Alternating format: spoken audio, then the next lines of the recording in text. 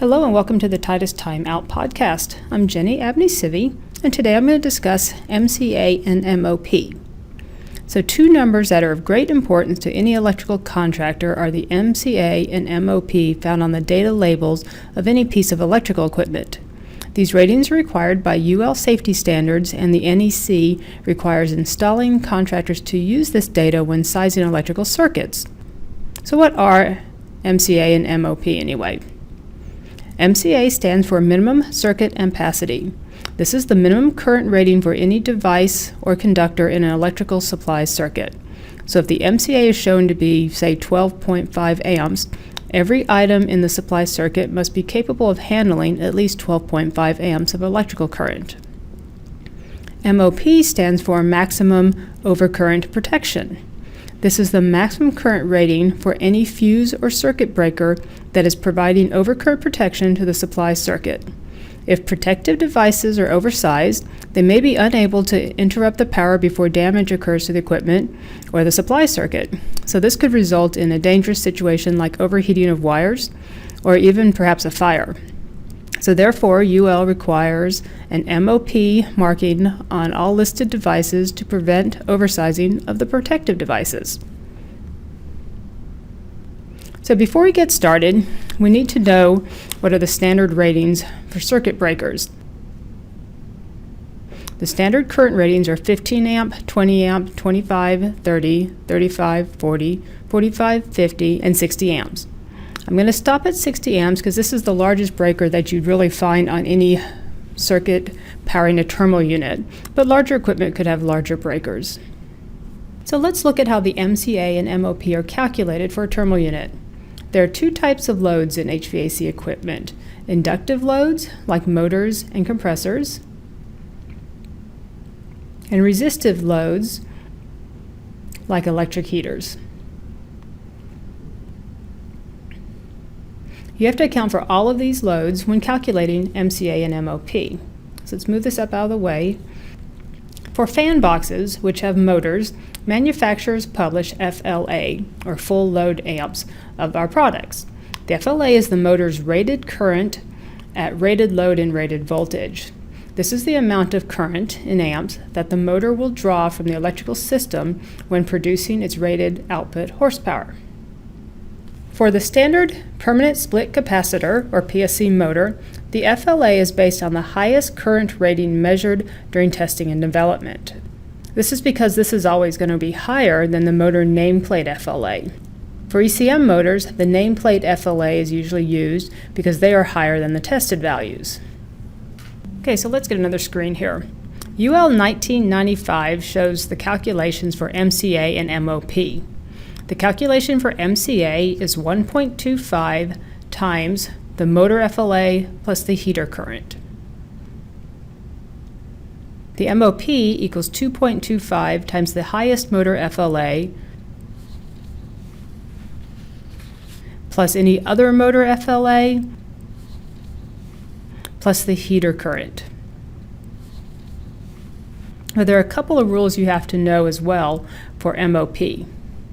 First, if the calculated MOP is not an even multiple of 5, it must be rounded down to the nearest standard breaker size.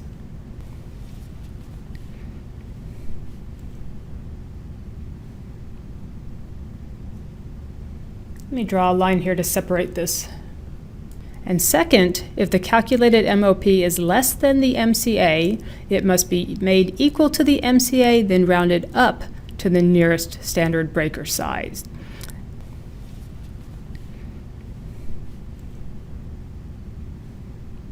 This means that the MOP can never be less than the MCA.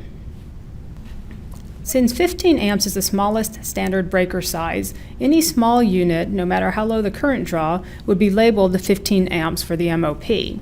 This sometimes gives us questions from contractors in the field who often standardize on 20 amps as their minimum breaker size, but this is okay. There's an exception in the NEC that allows upsizing by one standard breaker size as long as the current rating doesn't exceed 600 amps. So products labeled with an MOP equal 15 amps get installed on 20 amp breakers all the time. Okay, so let's make some room and do some calculations. Let's say that you have a single duct unit, our model DESV, with a 277 volt single phase 5 kW heater on it. Now the first thing we need to do is calculate the heater current, and the equation for a single phase heater to find heater current is watts divided by voltage. So 5,000 watts divided by 277 volts equals 18.05 amps. So the MCA is 1.25 times the FLA of the motor plus heater amps. In this case, we have no motor, so 0 plus 18.05 equals 22.6 amps. The MOP is 2.25 times the highest motor amps, which is 0, plus any other motor amps, which is also 0, plus the heater amps, which is 18.05, so that just equals 18.05. So for a single duct box with electric heat, the MOP calculation will basically come out to your heater amps. So rule number 2 said if your MOP is less than the MCA, in this case 18.05 MOP is less than 22.6 MCA, then you need to make it equal to the MCA and then round up to the nearest standard breaker size, which would give us an MOP equal to 25 here. So your MOP will never be less than your MCA. So in this case, our MCA would be 22.6 amps and our MOP would be 25 amps. Now let's look at a three-phase heater.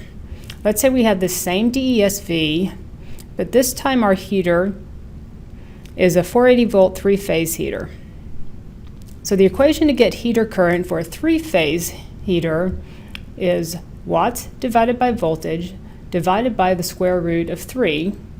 So that's 500 watts divided by 480 volts divided by 1.73, and that equals 6 amps. So now let's do our MCA, which is equal to 1.25 times 0 for the motor plus 6 amps equals 7.5 amps. Now if we do the MOP calculation, we're going to find, just like above, that the MOP is going to come out to the heater amps, which is 6.0 amps. So we know that the heater amps of 6.0 is less than the MCA of 7.5 amps, so now we're going to round this up to the next breaker size, which would give us 15 amps. So for this 480 volt three-phase heater, the MCA is 7.5 amps and the MOP is 15 amps. So now let's scoot this over and do a fan box example.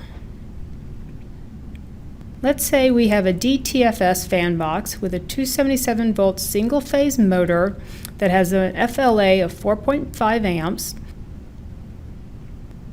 and a 10 kW 277 volt single phase heater. So now let's calculate our heater current again. That is 10,000 watts divided by 277 volts, and that comes to 36.1 amps.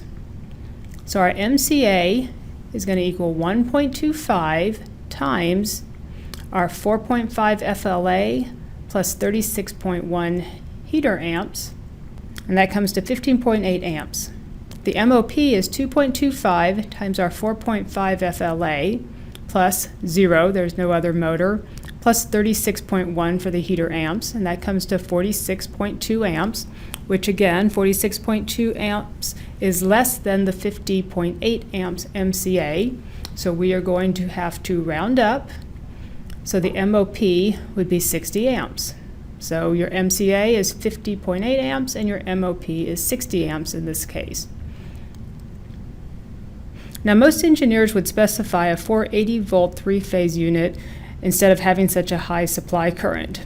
So now let's do our calculation again, but instead we're going to have a 480 volt three-phase unit. Now the heater current is three-phase current is 10,000 watts divided by 480 volts divided by 1.73, and that equals 12.04 amps. So our MCA is 1.25 times 4.5 plus 12.04, and that comes to 20.7 amps. And then our MOP is 2.25 times our 4.5 FLA plus 0, because there's not another motor, plus 12.04, and that comes to 22.2 amps. So our calculated MOP is greater than our MCA, but it's not divisible by 5, which is the first rule. So we're going to round down to 20 amps. So if we round down to the nearest breaker size, 20 amps, the MOP would be less than the MCA, so we must take the MCA and round up to get MOP of 25 amps. So for this unit, the MCA is 20.7 amps and the MOP is 25 amps. So let me bring all of this back on screen so you can kind of see all of it in one place. So that's the MCA and MOP and how they're calculated. I want to thank Joe at our Rep Controlled Air for suggesting this podcast topic, and our Chief Engineer, Randy Zimmerman, for putting it together for me this week. Don't forget to subscribe to our YouTube channel, and thanks for taking the time out with us.